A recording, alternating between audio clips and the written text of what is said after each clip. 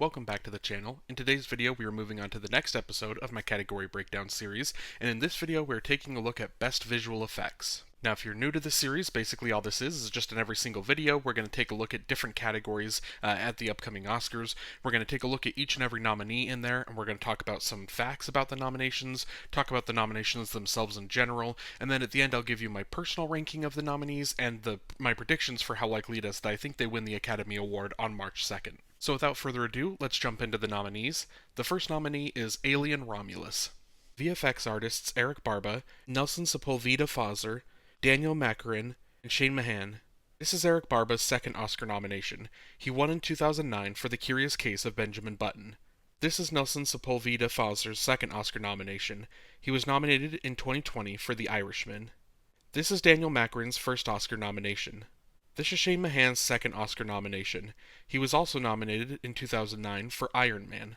Now, Alien Romulus, I think, is one of the coolest nominations here because this is the one that, again, if you're not super familiar with kind of how Oscar nominations work, at least in some categories, like, for example, visual effects, maybe like a month or so before the nominations come out, the Oscars will release what they call the short list for a couple different categories, basically narrowing down the options that you have to nominate to like a list of 10. And so 10 or 15, but I think the visual effects is specifically a 10 category. And so you look at it and it's just you pick 5 of the 10 there, so you're like 50% chance on like all of these, right? 5 are getting in, 5 aren't. And I think a lot of people, because of that, were predicting Alien Romulus. It was one of the ones that was kind of on the bubble. For whatever reason, I just had the hardest time seeing this being a thing that was actually getting nominated. And so it's really cool to see that it actually get the nomination here. And I think it's really cool also in the sense that that means there's so many horror movies just like at the Oscars this year, which I think is just really fun. So I really am glad that it was able to get this nomination. And when we take a look at kind of the actual visual effects work here in Alien Romulus, there's a lot to just be amazed by and a lot to fall in love with. Obviously, it's a sci-fi film that takes place in space, right? Takes place on another planet initially, and then eventually as they get on the ship and they're just kind of in space as they're on their way to another planet. There's just so much about it that works so well, and in order for it to work well, you have to be bought in. You have to be bought in through the visual effects work, and so there is just a lot that just stands out. There's so many different creatures and just different things on the spaceship that you have to put together with the CGI that does work really well. There are as well as some of the aliens. I'm not the I've now seen the entire Alien franchise one time. I'm still not like the biggest fan and don't know everything about it. I do know that I don't think these are xenomorphs that are in Alien Romulus. I think it's a different like species of alien, but again, I'm not 100% sure on that. But all of the alien design work is done really well. And the big thing, I'm not going to spoil it, but I will say that there is a thing at the end of the film, the last like 15ish minutes or so, and to me that is the most impressive of like all the visual effects work, and it's the most creepy element of the film, and it is one of the things that I think really kind of it really just impressed me and caught me the most off guard with this film. Now I will say that when we're talking about the VFX work in Alien Romulus, we do have to bring up this is kind of the one film that does have kind of like a negative part of the VFX, the CGI work that they did in bringing back Ian Holm, which whether you want to get into kind of the moral debate of whether they should or shouldn't have done it, it's that is its own debate. There also is the extra step of not only did they do it, but there's some of it that doesn't necessarily look great. I remember when I saw it in theaters, there was a lot of it that wasn't particularly well done. I do know that they've Fede Alvarez, the director, has said that they've done, I believe it was for the streaming or like the home release, that they kind of updated. They spent more time on the VFX trying to make it look a little bit better. But again, even that aside, if they do fix that, there is still kind of the whole moral gray area of resurrecting a past actor and putting them, a younger version of them, in your movie. There is kind of just the moral dilemma or the moral debate of whether you should or shouldn't be doing that anyway. So I do think that with Alien, that is kind of the one film here that does have a little bit of a knack on it, and I do think that that will kind of factor in, I think, with some of the voters. So for my personal ranking, I'm putting Alien Romulus in 5th, and for my prediction, I'm putting it in 5th. The next nominee is Better Man. VFX artists Luke Millar, David Clayton, Keith Hurft, and Peter Stubbs. This is the first Oscar nomination for all 3 of Luke Millar, Keith Hurft, and Peter Stubbs. This is David Clayton's third Oscar nomination. He was nominated in 2014 for The Hobbit, The Desolation of Smaug, and in 2013 for The Hobbit, An Unexpected Journey. Better Man was nominated for Best Visual Effects at the BAFTAs. Now, I will say with Better Man, there is a very big issue here of visibility, and people didn't see the movie. And there is a lot of it that I think that there was just kind of a lot of people just not interested in the movie, or people just not interested in Robbie Williams, and so they just kind of decided to use that as a little bit of a protest that they weren't going to go see the movie. There also was an issue of the movie wasn't in a whole lot of theaters to begin with, at least where I am, and then because of how poorly it performed in kind of its opening weekend, it was like removed from nearly everything. Like, it was so hard for me to, when I was trying to see it, to find a showtime to be able to actually go and see Better Man. So I do think there was some issues with seeing the film. Now, I will say that even if you didn't see the film, if you saw the trailers, you could see the visual effects work just front and center of this film the entire time. And so I think that this is one of those nominations that even if you didn't see the film, it was easy to just check it off on the box and move it on, and make sure it gets that nomination. But it's one of those that I think if you had seen the film and saw how great so many other aspects, there are so many things, like the cinematography is beautiful in that, the editing, production design, like there's a lot of these craft categories that it's like, it could have gotten this, it could have gotten a lot of other Oscar nominations as well if the film just did a little bit better, because it was a great film that unfortunately just did have a very a terrible fate kind of at the box office, especially here in the States. But just again, going back to talking about the visual effects work here in Better Man, obviously front and center, your main character being Robbie Williams being portrayed by an ape, and it's one of those that it's the only character that is like a monkey the entire film. There's I guess technically there's multiple versions of him, so there are a lot of different monkey characters that they had to bring out, but everyone else, every other character is just being a human. And so I think that that's one of those unique things that, because it's only one character, maybe it can kind of get a little underappreciated, or just not given the credit that it really deserves. But at the same time, because it's the only one character, it stands out so much that like you're forced to focus on it, you're forced to pay attention to this.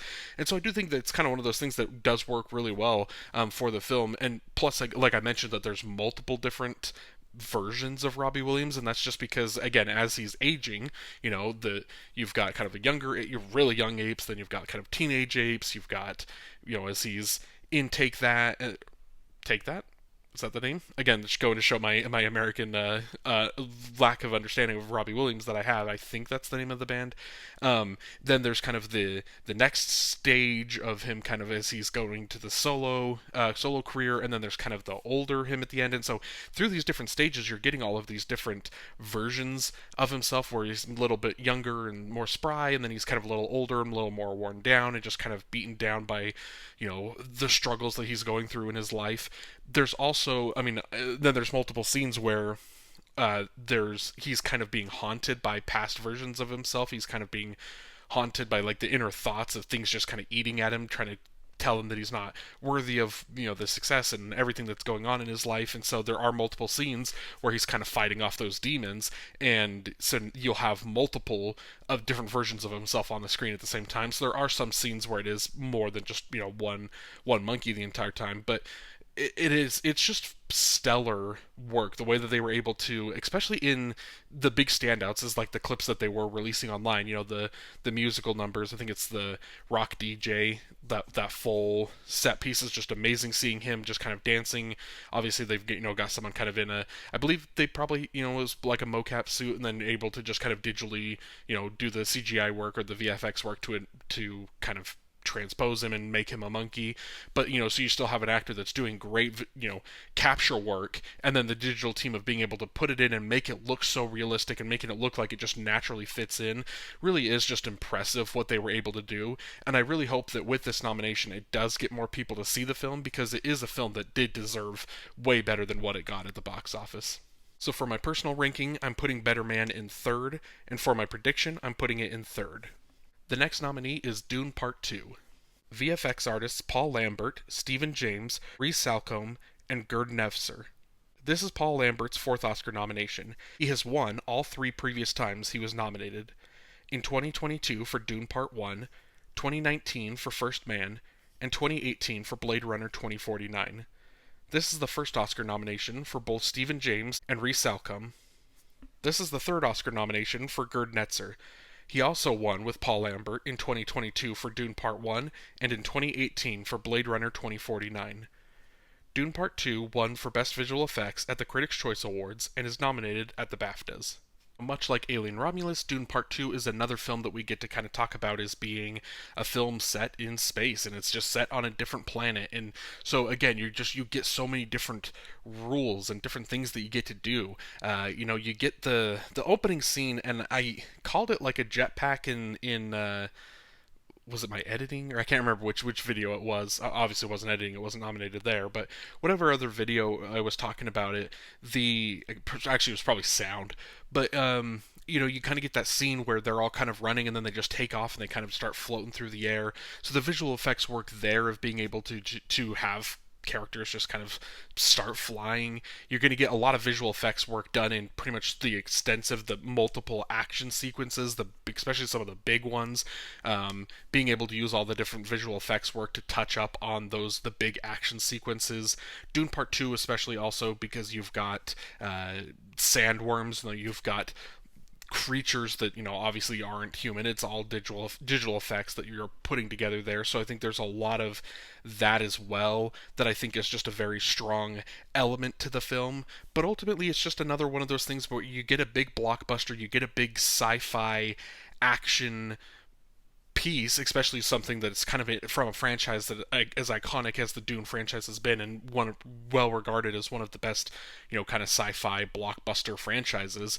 It's just one of those things that obviously throughout it, from start to finish, there's so much visual effects work, like the stuff that you do get to see, the stuff that is front and center as well, but there's so much just kind of the touch-up stuff in every single scene. Again, like I was just talking about, just any sort of big action sequence, there's going to be so much just multiple shots of just kind of the touch-up stuff on the visual effects work that I think is just super impressive, and it's really what makes the film go. And so again, for being on its own planet, you get your own kind of just different spaceships, you get different, just kind of, again, like kind of the jetpack things. I really need to look up what they're called if I'm going to keep talking about it on the channel, but you just get so many different things like that. You get, again, the sandworm that Paul is able to ride. There's just so many different things that are just coming in, and it's, again, kind of a continuation of the excellent visual effects works that we had in Dune Part 1. So it's just a continuation of something that's already great in a category like this, where being one of the two Best Picture nominees, I think there's a really strong case for this kind of being the front runner, and I don't know if anything quite is going to have what it takes to really pass it up. So for my personal ranking, I'm putting Dune Part 2 in second, and for my prediction, I'm putting it in first. The next nominee is Kingdom of the Planet of the Apes. VFX artists Eric Winquist, Stephen Unterfranz, Paul Story, and Rodney Burke. This is Eric Winterquist's second Oscar nomination. He was nominated in 2015 for Dawn of the Planet of the Apes. This is the first Oscar nomination for all three of Stephen Unterfranz, Paul Story, and Rodney Burke. Kingdom of the Planet of the Apes was nominated for Best Visual Effects at the BAFTAs and the Critics' Choice Awards. Kingdom of the Planet of the Apes is one of those franchises that I had little to no interest in, before this last year, really. I never made the effort to watch any of them. Even when I had heard that some of the recent ones were pretty good, I just never caught my interest. I never really cared. But the entire time I could say that, at least in the newer ones, that even though I wasn't really interested, I could still tell that it was great visual effects works, and I could tell that this was like a big blockbuster that, a lot of care and effort is being put into creating all of the ape characters, and so I could always tell that was a strength of the film. Then when I went through the whole journey of watching this last year, and there's a video on my channel as well if you want to go watch it, where I ranked the entire Planet of the Apes franchise, and where you see, starting at the beginning, the original, I think it's the original five. You look at it, and the first one, at least the first five, they're not great special effects work, obviously, for being in the times. The first one does a lot of good stuff for what it is, being I think 1968, I think, is when the first one came out. Then it kind of gets into this little messy area, and then you come back years later with the 2000 2. Is that when that one kind of the reboot that they tried? And you're in a different time and you think that the visual effects work should be better, and it's still not really all that good. And then there's a little bit of a break there where they're not making anything, and then they come back with this new, I guess it's a trilogy plus one now, because we're on the first film of maybe the second trilogy, I think is kind of how they have it planned. And it's just once we get to the reboot films, this reboot franchise that we're currently in, you can tell instantly that just there's so much care, so much effort, so much passion is being put into the visual effects work to make sure that if we're going to have a film where the majority, if not like in this last one, almost in the entirety of the cast is just in mocap suits and playing apes, they knew that if that was the direction they were going to go, they needed to put in the effort and really needed to sell it and make sure that it looks good. And it does. It's phenomenal. And this is one of those things where we look at, the Kingdom of the Planet of the Apes, where it's one thing to look at Better Man and say, like, their monkey is the front and center, it's the main character, and it's so much attention being put there. Kingdom of the Planet of the Apes, it's just multiple, so many different characters, so much, I guess, just additional work that had to be put in. And then also, it's, their main characters are apes as well. And so it's the same thing. Whoever's front and center at any given scene, for the, like, 95% of the film, it is being led by an ape. Typically, mostly, like, Owen Teague's Noah is, our main character that we're following. But there's just so many different characters, and they're all so unique. They all have their own unique twists on him. Mark Durand's Proximus, I believe is his name, is phenomenal. And I think the scene that really kind of sold me on it, because I think this is one of those that, spoiler alert, this is the one that I have up there with Dune on my lists. This is the one where I think I was still kind of favoring Dune, and then there's the one scene, it's where Proximus is kind of delivering his speech, and the camera kind of pans back, and for the most part, you're typically kind of seeing a max of maybe like 3 to 4 apes on screen at a time. But when it pans out to the kind of the crowd shot of him yelling and giving this speech, and all of a sudden you're seeing like upwards of over 100, like 200 different apes all on screen, and they all have their own unique motions. It's not like, this is a weird reference. If you play, like NBA 2K or any sort of like sports video game where you look in the audience and it's just like maybe one row of like they made these people or whatever, and then it's just copy and paste each row behind them, and it's all just the same people. They're all making the same motions, the same gestures, because there's no effort put in. That's not what they did here at all. It is 100%, 200 plus apes that are in some of these shots, and they're all in actors in their own mocap suits, and they're all capturing unique and different things. And they just, so much effort and so much care was really put in, and they absolutely had to do that. Otherwise, this franchise wouldn't work as well as it does. And truly, the franchise does work really well because of it. So for my personal ranking, I'm putting Kingdom of the Planet of the Apes in first, and for my prediction, I'm putting it in second. And the final nominee is Wicked. VFX artist Pablo Hellman, Jonathan Faulkner, David Shirk, Paul Corbold. This is Pablo Hellman's 4th Oscar nomination, and he is still looking for his first win. He was nominated in 2020 for The Irishman, 2006 for War of the Worlds, and in 2003 for Star Wars Episode II: Attack of the Clones. This is Jonathan Faulkner's 4th Oscar nomination, and he is still looking for his first win. He was nominated in 2022 for No Time to Die, 2018 for Guardians of the Galaxy Volume 2, and in 2015 for Guardians of the Galaxy. This is David Shirk's 3rd Oscar nomination. He won in 2014 for Gravity, and was nominated in 2019 for Ready Player One. This is Paul Corbold's 3rd Oscar nomination. He was nominated in 2017 for Doctor Strange, and in 2015 for Guardians of the Galaxy. Wicked was nominated for Best Visual Effects at the BAFTAs and the Critics' Choice Awards. Now, Wicked is the other film in this category that I think is kind of hand in hand in the same bucket as Dune Part 2. Mainly because, you look at it, it's actually Kingdom of the Planet of the Apes, Better Man, and Alien Romulus. They all have one nomination, and it's just a standalone visual effects thing. So this is like the one and only spot that were even mentioned and have any shot of winning. Then you have Wicked, and you have Dune Part 2, and these have been the two that this entire year and this entire Oscar season, and in a lot of these category breakdown videos that I've been doing, it seems like we're kind of getting a head-to-head clash between those two films in these specific categories, in all of these craft categories, because they are the two big, and this category specifically. They're the two best picture nominees here, and they are the two that are just the big blockbusters, or two of the biggest blockbusters of the year. So these are the ones that, again, we're bringing people in, and because they're just not just blockbusters, but they're like action adventure blockbusters that are built upon their visual effects work. I think that's, what's drawing all the extra attention to those two films in a lot of these craft categories, and why we're getting so many of these categories that I think are kind of becoming Dune versus Wicked.